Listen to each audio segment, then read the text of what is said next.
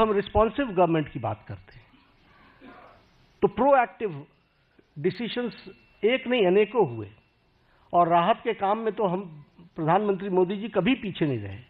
फिर चाहे बात ऑपरेशन गंगा की हो और सिटीजन्स को यूक्रेन से लाने की बात हो, प्रोएक्टिव होकर के किसी और देश ने अपने सिटीजन्स की चिंता नहीं की, लेकिन इंडिया ने, और इंडिया ही नहीं, इंडियंस के साथ साथ इंडियन फ्लैग के साथ साथ कई दूसरे देश के लोग भी यूक्रेन से बाहर आए।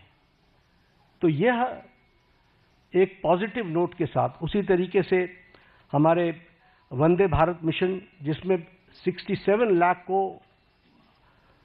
लोगों को कोविड के दौरान भारत वापस, स्वदेश भारत वापस लाने का काम हुआ है। ऑपरेशन देवी शक्ति में अफगानिस्तान से लोगों को वापस लाए।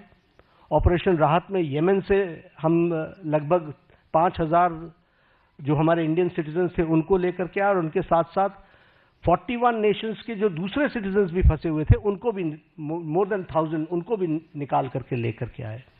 ऑपरेशन मैत्री में नेपाल में हम अर्थक्वेक में सबसे आगे रहे। We were the first to reach and land in Kathmandu, और हम लोगों ने राहत कार्य किया।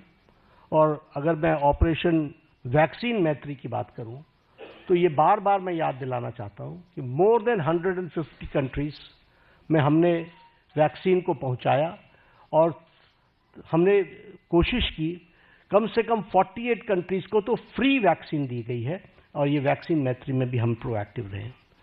कोविड मैनेजमेंट पर मैं जरूर बोलना चाहूंगा, क्योंकि जब मैं रिस्पॉन्सिबल और रिस्पॉन्सिव गवर्नमेंट की बात करता हूं, देखिए ये पेंडेमिक सारी दुनिया के लिए आया था।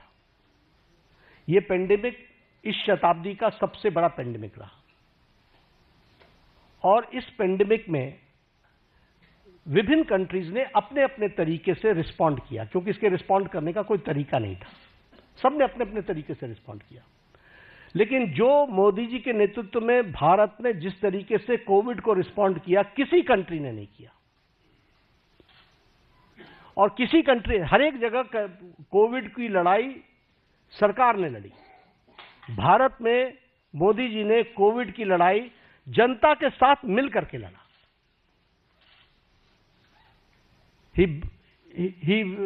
उन्होंने जनता को साथ लेकर के चलने का तय किया, और इसीलिए जनता कर्फ्यू।